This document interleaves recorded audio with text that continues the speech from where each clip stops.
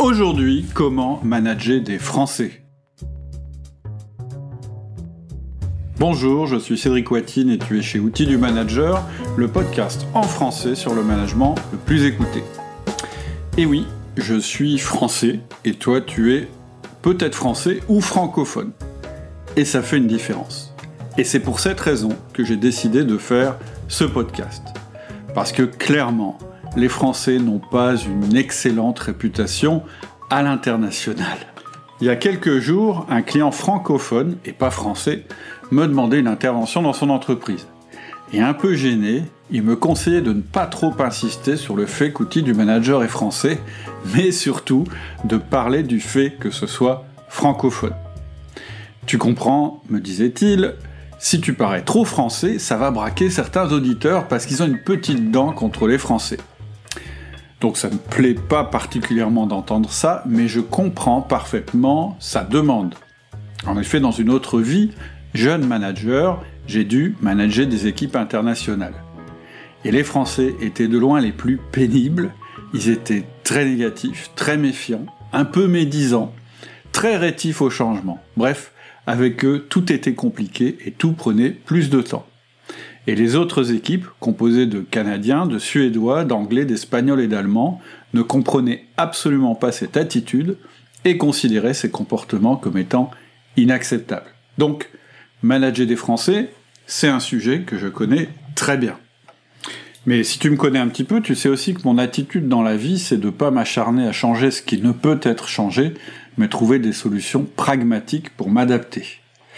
Donc, le but de ce podcast, c'est surtout pas de changer cette mentalité française, elle existe, et elle est là, et je vais pas non plus te servir un discours tiède du style « Ah oui, mais les Français, ils sont peut-être insupportables, mais en fait, on leur pardonne, car par ailleurs, ils sont tellement créatifs, intelligents, malins, séduisants, ou je sais quel genre de banalité totalement inutile qu'on lit régulièrement. » Non.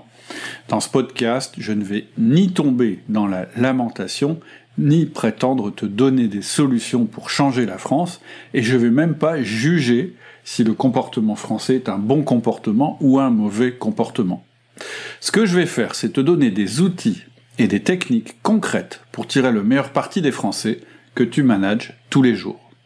Et comme d'habitude chez Outils du Manager, je te propose une approche concrète et pragmatique. Donc, il y aura 4 parties à ce podcast. Dans la première partie, on va parler des différences culturelles qui existent dans les entreprises. Dans la deuxième partie, on parlera des caractéristiques des Français qui peuvent poser problème en management. Dans la troisième partie, on verra comment utiliser les spécificités des Français comme levier dans ton management. Et puis en quatrième partie, je te présenterai un outil qui tire parti de ces spécificités, qui les utilise comme un levier. Donc, première partie, avant de commencer, avant de rentrer dans le vif du sujet, j'aimerais faire une précision sur les différences interculturelles dans l'entreprise. Pour démarrer, je vais te rappeler les principes d'ODM, ou d'outils du manager. Le principe d'outils du manager, c'est de dire que le management des personnes n'est pas un talent inné, mais un ensemble de techniques à appliquer. Je le dis souvent, être un bon manager, ce n'est pas être doué avec les gens, c'est utiliser le bon système. Donc, la méthode Outils du Manager, que tu peux retrouver sur le site outildumanager.com, consiste à progressivement mettre en place ton système de management. Et il y a 4 grandes phases. La première phase, c'est de reprendre le contrôle sur ton temps et sur ton équipe. La deuxième phase, c'est de mettre en place les 4 outils essentiels du manager. La troisième phase, c'est de mettre en place le management par objectif. Et la quatrième phase, c'est de devenir ce que j'appelle un manager entrepreneur, en travaillant sur ton équipe et pas dans ton équipe. Donc on voit bien qu'à aucun moment, dans le résumé très bref que je viens de faire, le résumé très général que je viens de faire, je n'évoque le cas particulier des millennials, des jeunes, des vieux, des expérimentés, des pas expérimentés. Je parle pas de différences culturelles ou de différences de contexte. Et en général, quand on me parle de sujet, c'est-à-dire quand on me dit « oui, mais qu'est-ce qu'on fait avec les différences interculturelles, avec les différences culturelles qu'il y a dans l'entreprise, ou qu'est-ce qu'on fait avec les jeunes, ou qu'est-ce qu'on fait avec les vieux. En général, ce que je fais, c'est que je renvoie mes interlocuteurs vers un outil qu'on utilise et qui s'appelle le mode d'emploi de vos collaborateurs. Et cet outil, en fait, c'est un outil qui est basé sur le modèle DISC. Donc le modèle DISC, c'est un acronyme. DISC, ça signifie dominant, influent, stable et consciencieux. Et l'idée, c'est d'adapter notre communication lorsque on parle à chacun de ces profils. Et en fait, c'est en utilisant ce mode d'emploi de tes collaborateurs à l'intérieur de chaque outil de management que tu vas être le plus performant. Par exemple, un des 4 outils essentiels du manager, c'est le feedback. Et quand je parle de feedback, j'ai une définition très précise. C'est un modèle qui est construit en 4 étapes distinctes, qui sont toujours les mêmes. Et cet outil va être utilisé d'une certaine manière, très précise, parce que c'est comme ça que cet outil marche le mieux. Maintenant, ce qu'on va dire à l'intérieur de cet outil, les mots qu'on va utiliser, le ton et le contexte dans lesquels on va le faire, vont être sensiblement différents selon que notre interlocuteur est dominant, influent, stable ou consciencieux. Par exemple, si on veut que notre feedback ait un impact élevé sur un influent, on va évoquer sa réputation dans l'entreprise. Et on fera pas ça avec un consciencieux parce que ça marche moins bien. Et globalement, je pense vraiment que l'efficacité de ton management va dépendre avant tout de l'utilisation du bon système que je viens de décrire, avec donc les bons rituels, les bons outils, etc. C'est ça qui est le plus important. C'est la structure, c'est le corps de ton management. Ensuite, avec le mode d'emploi des collaborateurs, c'est-à-dire ce dont je viens de parler, tu vas pouvoir encore améliorer ton impact. Et donc, en général, quand on évoque des différences culturelles, je parle avant tout de ces 2 leviers, d'une part le système de management, et d'autre part la manière de communiquer, parce que c'est ce qu'il y a de plus important. Par exemple, il est plus important de savoir si tu parles à un dominant ou à un influent, que de savoir si tu parles à quelqu'un qui est jeune ou à quelqu'un qui est âgé. Et j'estime que ça passe avant toutes les autres différences d'âge, de culture ou de genre qu'on peut trouver dans l'entreprise, et je pense que ces différences sont adressées avec ces 2 leviers. Donc tu peux être un petit peu étonné que je fasse un podcast qui s'appelle « Comment manager des Français », puisque le français c'est une différence culturelle. La deuxième chose que je veux dire, c'est qu'il existe bien une culture d'entreprise. Et si tu écoutes ou si tu connais Outils du manager depuis longtemps, tu connais ma définition de la culture d'une entreprise. La culture d'une entreprise, c'est l'ensemble des comportements qui ont lieu dans l'entreprise. Ça n'a rien à voir avec ce qui peut être écrit sur le papier glacé des brochures de ton entreprise, parce que ça, c'est la théorie. Ça a tout à voir avec la manière dont tes clients sont traités et dont tes employés interagissent. Le comportement des personnes, c'est donc la seule chose que l'on peut percevoir lorsqu'on interagit avec les personnes. Or, il est très clair que quand tu rentres dans une entreprise, tu n'es plus dans ta vie privée. Tu ne peux donc pas garder tes comportements privés. Donc, il existe des rituels, des comportements et des manières de fonctionner en entreprise qui sont assez, je dirais, standards, qui sont internationalisés. C'est ce socle commun de rituels, de comportements et d'habitudes de travail qui fait qu'on peut travailler ensemble, alors qu'on n'a pas le même genre, le même âge, les mêmes origines. Et c'est pour ça que je dis toujours, d'abord le système, ensuite la communication. Et avec ces 2 choses-là, tu vas créer la culture de ton entreprise, de ton équipe, puisque la culture de ton entreprise et de ton équipe, je le répète, c'est la somme des comportements qui ont lieu dans ton entreprise, dans ton équipe. Du coup, je repose la question, pourquoi je fais un podcast sur comment manager les Français ? En fait, tu vas voir qu'il n'est pas pour moi question de remettre en cause le système de management de ton entreprise ou l'outil de communication dont j'ai parlé tout à l'heure. En fait, la différence va se situer ailleurs. Ce que je vais te proposer dans ce podcast, c'est de donner à l'intérieur du système outil du manager des nouveaux leviers, des leviers supplémentaires pour optimiser les résultats que tu vas obtenir. Ça change rien au fondement d'outils du manager. Donc, ce que je vais te dire dans ce podcast ne remet pas en cause ce que je dis depuis toujours, et il faut que tu vois ça comme un booster d'efficacité. Et pour te démontrer ça, je te dirai comment on utilise ce levier culturel quand on utilise un des outils de la palette outils du manager qui s'appelle le A3, c'est-à-dire la machine à transformer les incidents en valeur ajoutée. Ça, je t'en parlerai en fin de podcast. Mais le A3, c'est un outil standard de l'entreprise, c'est un outil Lean. On va voir qu'avec des Français, il y a des choses qui vont mieux marcher que d'autres. Voilà pour la première partie. Donc, je te résume. Pour avoir un management efficace, il faut avant tout que tu aies un système de management qui fonctionne. C'est ce qu'on te propose chez Outils du Manager. Pour booster ce système, c'est intéressant que tu adaptes ta manière de communiquer au profil disque de tes interlocuteurs. C'est la deuxième chose importante. Mais à l'intérieur de ça, il y a peut-être des choses à savoir qui concernent les Français et dont on va parler tout de suite. Donc, deuxième partie, les caractéristiques des Français qui vont nous poser problème. On va commencer par les symptômes. Si tu manages des Français, tu es certainement confronté en permanence à des réticences au changement. En tant que manager, tu veux améliorer les choses, et en échange, tu ne reçois que des critiques et de la méfiance. C'est ce dont parfois on a un petit peu l'impression quand on manage des Français. Quand tu proposes de nouvelles solutions, tes collaborateurs sont vexés et ils te répondent « Ah bon, parce que je fais mal mon boulot ?»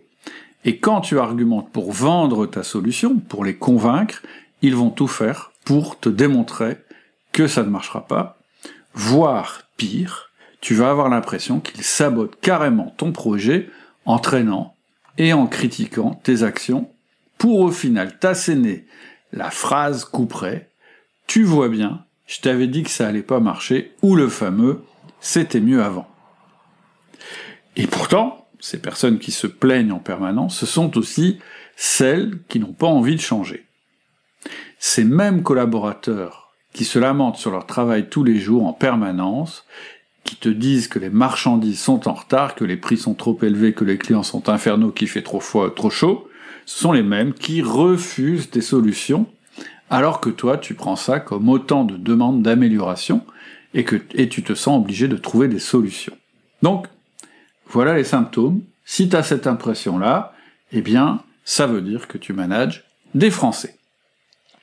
Maintenant, on va voir les deux caractéristiques des Français. La première, c'est que c'est un des peuples les plus râleurs, et la deuxième, c'est que c'est un des peuples les plus méfiants.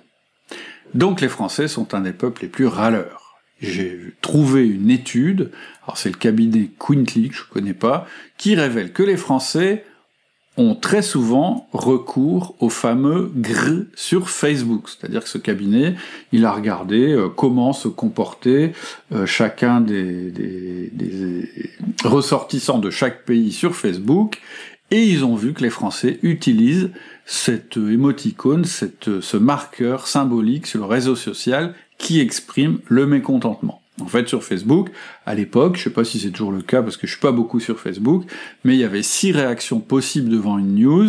C'est grrr, donc je suis pas content, j'aime, j'adore, ouah, et je suis triste. Et donc les Français se distinguent comme étant l'un des pays ayant le plus recours à la réaction de mécontentement.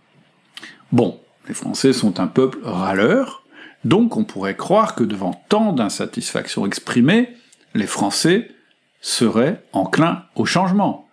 Je râle parce que je trouve que ça va pas, donc je veux du changement, ou j'agis pour faire changer les choses. Mais ça, c'est sans compter sur la deuxième caractéristique du Français, qui est que c'est un des peuples les plus méfiants. On a vu les réactions des Français devant le vaccin du Covid, on a eu à peine l'impression que c'était une bonne nouvelle qu'on allait pouvoir se faire vacciner, on a plutôt entendu des gens qui avaient surtout pas envie de se faire vacciner. Ça a évolué depuis, mais la première réaction, c'était un peu ça. Et puis, il suffit de lire les enquêtes. J'ai lu plusieurs études menées par l'Institut Ipsos qui dit que 81% des Français ne veulent pas se fier à l'avis d'un expert pour choisir un produit. Donc le Français se méfie des experts, il se sent plus malin, plus expert, et il ne fait aucune confiance. Et ça, c'est un peu embêtant, parce que toi, en tant que manager, tu penses que tu dois pouvoir imposer ta solution pour les aider. Mais en fait, quand tu fais ça, tu les braques encore plus. Du coup, qu'est-ce que tu vas faire, toi, en tant que manager, c'est-à-dire en tant que représentant de l'entreprise, pour te faire entendre et respecter, et mettre en place des changements, alors que tu sais que tu as en face de toi des gens qui, à la fois, râlent en permanence et critiquent tout, mais en même temps, ne semblent pas vouloir changer car ils se méfient de toi et de tes solutions. Du coup, tu vis en permanence cette frustration exprimée par tes collaborateurs sans pouvoir la résoudre, et ça ressemble un petit peu à un cercle vicieux, ou en tout cas, à une équation impossible à résoudre. Alors ce que je te propose de faire maintenant, c'est d'y regarder de plus près, et tu vas voir qu'en fait, derrière ces attitudes, il y a des leviers très intéressants à activer, justement pour mettre en place des changements. Donc, troisième partie, les leviers à actionner avec les Français. La première chose qui est importante, c'est que ton levier, ça va être la douleur. Je vais m'expliquer là-dessus. Alors tu sais que ma tendance naturelle, c'est d'être positif et de trouver des solutions. Et c'est comme ça, en général, que je présentais mes produits et mes formations. Mais j'ai remarqué, avec l'aide d'un copywriter, qu'à chaque fois que j'évoque des solutions, je vends moins que quand j'évoque des problèmes. Pour être clair, quand j'ai fini par comprendre qu'il fallait que je change mes argumentaires pour parler avant tout de problèmes, et pas de solutions, mes ventes ont été multipliées par 3. Donc, je ne sais pas si tu te rends compte, j'étais positif, je proposais des solutions positives, et bien le jour où j'ai arrêté de faire ça, et que j'ai commencé à parler des problèmes des gens, mes ventes ont été multipliées par 3. Bien sûr, lorsque j'évoquais des problèmes réels, ressentis par les managers, des managers que je rencontrais, et avec qui j'avais parlé. Et donc, quand je faisais une formation, plutôt que de parler de la formation, je parlais en premier lieu des problèmes. Et donc je vais te dire une phrase qu'il faut bien retenir, parce qu'elle parle particulièrement bien aux Français. Voilà ma phrase. Pour mettre en place le changement, il est toujours plus puissant de supprimer une douleur que de vendre du rêve. Je répète, pour mettre en place un changement, il est toujours plus efficace ou plus puissant de supprimer une douleur que de vendre du rêve. Retiens bien ce principe, parce que c'est ce principe-là qui va t'aider à mettre en place un changement quel qu'il soit, et même à vendre des solutions quelles qu'elles soient. Alors pourquoi ça fonctionne ? Pourquoi ça marche mieux de parler de douleur à un Français que de parler de solutions ? D'abord parce qu'il y a quelque chose d'universel, et ça ne concerne pas que les Français. La douleur, alors quand je dis douleur, c'est une frustration, c'est pas forcément une douleur physique, mais la douleur, c'est quelque chose de concret, de palpable et de quotidien. C'est ce que ton collaborateur ou ton client ressent aujourd'hui. Donc, quand tu évoques la douleur, tu pars de ce que tes collaborateurs expriment plutôt que de ce que toi tu veux. Tu leur parles de ce qui les concerne. Parler de leur douleur, partir de leur douleur, c'est les reconnaître. Partir de leur douleur, c'est déjà utiliser leur langage. Donc c'est avant tout de la douleur de tes collaborateurs qu'il faut partir, ou de celle de tes clients, ce qui revient au même. Et en général, ton collaborateur souffre parce qu'un client, interne ou externe, souffre. Alors évidemment, la douleur s'exprime pas comme telle. Tu vas pas dire à tes collaborateurs, dis-moi tes douleurs. Parce qu'en fait, ce qui est bien avec le français, c'est que cette douleur, il l'exprime constamment, puisqu'on a dit le français est râleur. En fait, plus concrètement, chez le français, ça s'exprime par de la colère, par du fatalisme, par du cynisme, c'est-à-dire de l'humour un petit peu désabusé, ce qui est un peu une forme de fatalisme d'ailleurs, ou par la plainte constante. Et en fait, à l'origine de ces trois comportements, la colère, le fatalisme, le cynisme et la plainte, derrière ces trois comportements, il y a une douleur, il y a une frustration, il y a un dysfonctionnement. Et donc, ça va être à toi de découvrir quel est le fonctionnement, la frustration ou la douleur qu'il y a derrière ces comportements. Mais on ne va pas sauter les étapes. Il y a une première étape avant d'analyser qui est très importante, qui est d'écouter les douleurs. Donc, ta première étape, ça va être de laisser tes collaborateurs vider leur sac. Et le lieu rêvé pour ça, c'est le premier outil du manager que tu connais si tu écoutes le podcast depuis longtemps, c'est ce que j'appelle le 1 à 1. Et je l'ai toujours dit, le 1 à 1, c'est le lieu de la confiance. C'est les lieux où tes collaborateurs doivent pouvoir s'exprimer sans contrainte. Donc je rappelle juste rapidement ce que c'est que le 1 à 1. C'est un entretien d'une demi-heure que tu fais toutes les semaines avec chacun de tes collaborateurs. Et ce qui est important à retenir, c'est que la première partie de cet entretien est dirigée par ton collaborateur. C'est-à-dire que c'est pas toi qui fais l'ordre du jour, c'est lui qui exprime ce qu'il a envie d'exprimer. Et là, l'écoute est primordiale. Et effectivement, si tu as des Français comme collaborateurs, ce qui va se passer en général dans cette première partie, ça je parle d'expérience, mais je parle pas de mon expérience à moi, je parle d'expérience cumulée de toutes les personnes qui utilisent les outils du manager. En général, ça va être le bureau des plaintes, c'est par là que ça va commencer, et c'est très intéressant. Parce qu'avant, je faisais 2 erreurs dans mes 1 à 1, peut-être parce que j'ai un tempérament positif, peut-être parce que je suis chef d'entreprise, peut-être parce que pour moi c'est difficile d'écouter quelqu'un se plaindre sans réagir ou sans me sauver, donc je faisais 2 erreurs. La première erreur, c'est que j'avais pas envie d'écouter, et la deuxième erreur, c'est que je voulais tout de suite trouver une explication ou une solution. Je voulais résoudre. Donc ne pas vouloir écouter la douleur, première erreur, qu'est-ce que je faisais? En fait, je bottais en touche, je passais à un autre sujet, où j'avais une écoute vraiment, je dirais, un peu pas très patiente, en me disant, bon d'accord, ok, ça c'est le râleur de la bande, donc il va me vider son sac, donc j'écoute à moitié, et en fait c'est pas la partie intéressante de l'entretien. Alors qu'en réalité, on va le voir, c'est la partie intéressante de l'entretien. Et donc, première réaction mauvaise que j'avais, c'était de pas écouter, ou de botter en touche pour pas avoir à écouter. Deuxième réaction, qui n'était pas la bonne, c'était de tout de suite vouloir lui trouver une solution ou une explication. C'est-à-dire quelquefois t'as pas une solution, mais tu peux donner une explication. Et donc, je sautais en faisant ça sur la résolution du problème. Je lui disais, bah ouais, mais c'est normal, c'est comme ça, ou bien je disais, bah t'as qu'à faire ça, ça et ça.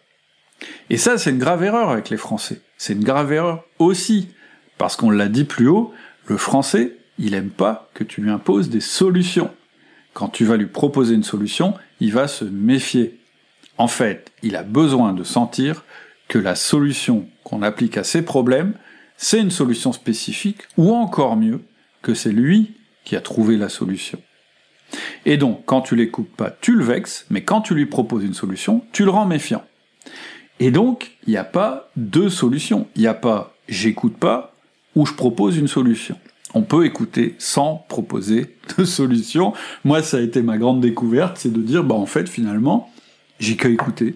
Et déjà, quand j'écoute, je le sens bien, ça fait du bien à la personne qui parle, et surtout, faut pas que je me sente obligé de résoudre. Donc, ce que je te conseille dans tes 1 à 1, première chose, c'est d'écouter vraiment la personne que tu as en face de toi, et de la mettre en confiance pour qu'elle exprime vraiment sa douleur et sa frustration. Et donc, même dans ta deuxième partie de l'entretien, la partie où c'est toi qui vas parler, ben tu peux encore poser des questions sur ce que la personne vient d'exprimer pour cerner la douleur, pour comprendre cette douleur, pour savoir ce qu'il y a derrière cette douleur, mais sans la résoudre. Donc, l'étape d'après, ça va être effectivement le processus qui va consister à transformer cette douleur en problème à résoudre. Et donc, plus important, si tu n'écoutes pas la frustration de ton collaborateur, non seulement tu le fâches, mais en plus, tu te prives d'un gisement d'opportunité. Parce que c'est là le point important de ce podcast, si tu dois retenir une seule chose de ce podcast, c'est la chose suivante. Les douleurs de tes collaborateurs sont en fait le gisement qui va te permettre de mettre en place les changements dans ton entreprise ou dans ton équipe.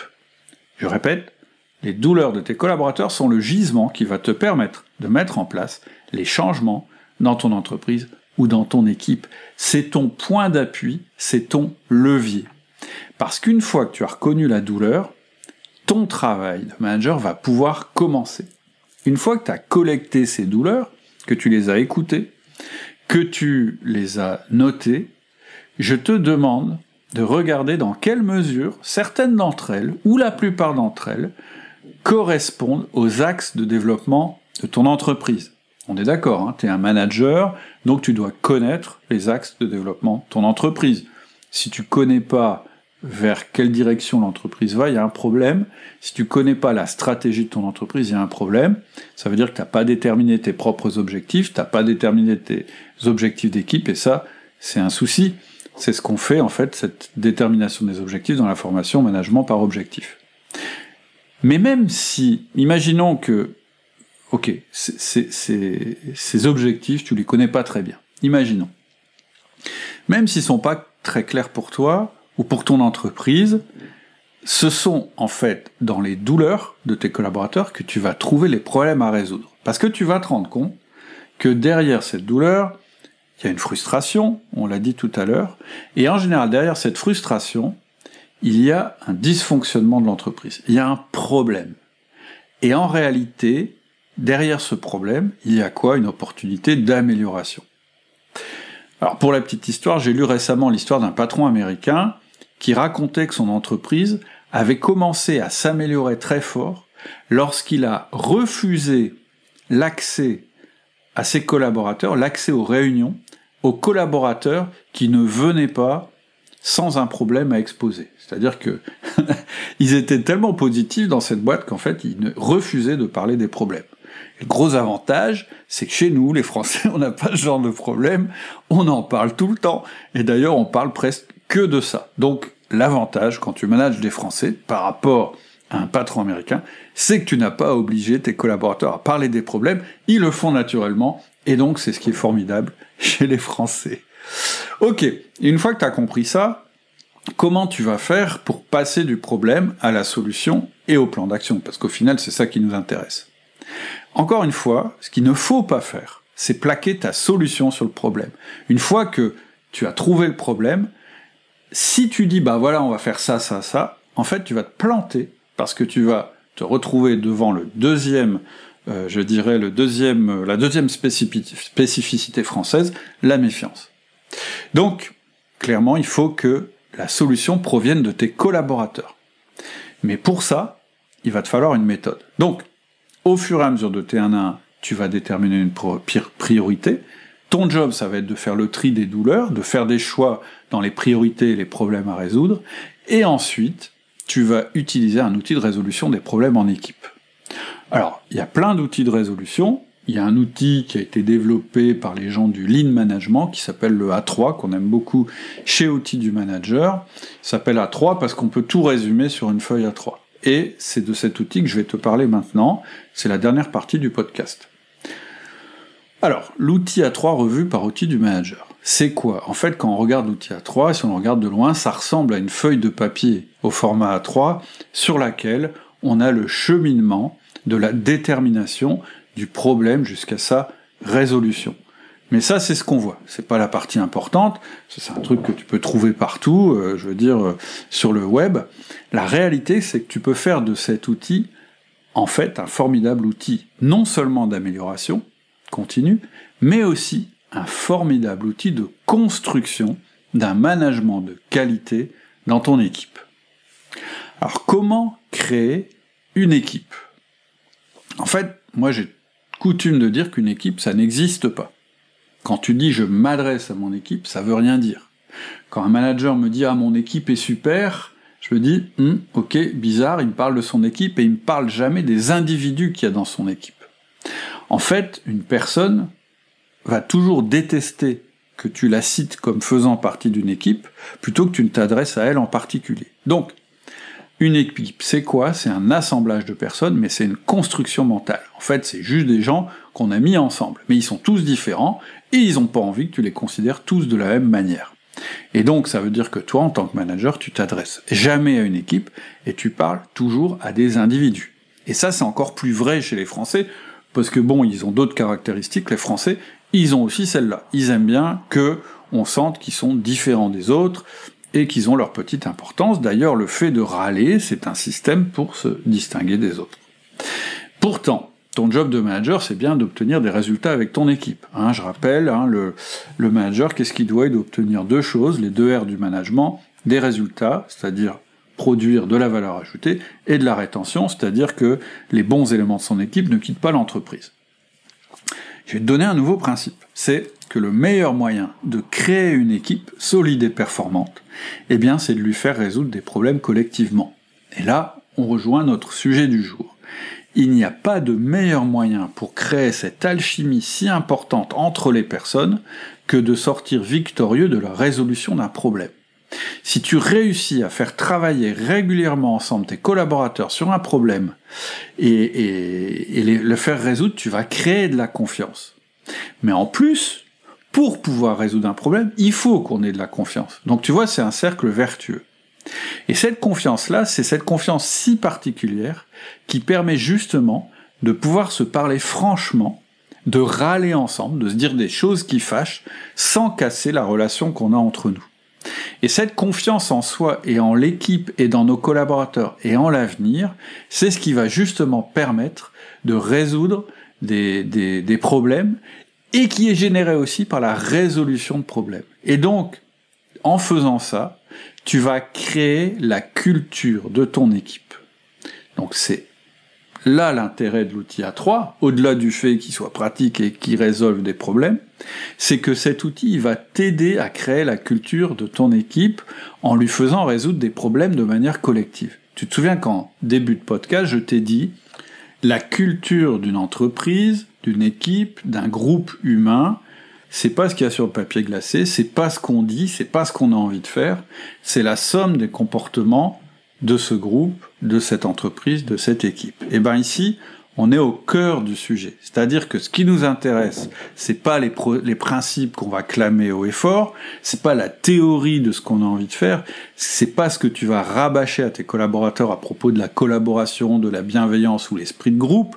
Ce qui nous intéresse, c'est de renforcer les liens et la confiance dans ton équipe en résolvant des problèmes. C'est en agissant, c'est en faisant, c'est en vivant des choses ensemble avec un objectif commun qu'on va créer cette culture du résultat. Et tu l'as compris, il faut de la confiance pour résoudre des problèmes, mais ce qui crée la confiance interpersonnelle, c'est de résoudre des problèmes. Et donc cet outil A3, c'est ça qu'il fait. Il part des problèmes, c'est la première chose, et c'est ce que je te disais, ça tombe bien, parce qu'en général, les Français des problèmes, ils les expriment. Ensuite, ils questionnent le pourquoi des problèmes, pour remonter à la cause, et ça, c'est aussi très important. Les Français, c'est des râleurs, etc., mais c'est aussi des utopistes qui ont besoin de savoir pourquoi ils travaillent. Donc, quand tu vas leur demander, quand tu vas leur poser la question du pourquoi du problème, tu vas remonter petit à petit aux causes, et c'est comme ça que tu vas créer une culture intéressante dans ton groupe. Et puis ensuite, avec cet outil, tu vas voir comment on va résoudre le problème, et donc tu vas amener les gens à contribuer ensemble pour résoudre ce problème, et là tu auras créé la culture de ton équipe. Autrement dit, si je veux résumer très très vite la caractéristique de l'outil A3 selon l'outil du manager par rapport aux autres outils A3, c'est qu'on part du principe que la confiance n'existe pas naturellement chez le Français, ou même dans les entreprises, peu importe, mais que cette confiance, on la crée en lui faisant résoudre avec ses collègues ses propres souffrances. Voilà. En conclusion, qu'est-ce que je peux te dire? C'est que, oui, les Français sont compliqués à manager, ils sont râleurs, ils sont méfiants. Mais plutôt que de t'en plaindre, ou plutôt que d'essayer de les changer, parce que ça t'y arriveras pas, il est plus efficace de prendre ces caractéristiques comme un levier pour créer une culture positif de résolution de problèmes. Et pour ça, il y a 3 étapes principales que je vais résumer. C'est 1. De prendre appui sur leurs douleurs en les écoutant et en posant les questions. 2, de traduire avec eux ces douleurs en problèmes, puis ensuite en causes, pour enfin, 3, utiliser un outil collectif de résolution de problèmes, et c'est ça qui va créer à la fois les résultats et à la fois la culture de ton équipe, et donc sa fidélisation. J'en ai terminé. Si tu veux prolonger cette conversation, eh bien on continue sur le podcast. À bientôt. Au revoir. Voilà, c'est tout pour aujourd'hui. J'espère que la conversation t'a plu, qu'elle t'a donné toi aussi envie d'avancer en tant que manager. Si tu veux rejoindre la communauté, il y a vraiment 2 choses à faire. La première chose, c'est de t'inscrire à mes mails privés. Pour ça, il faut aller sur le site www.outils-du-manager.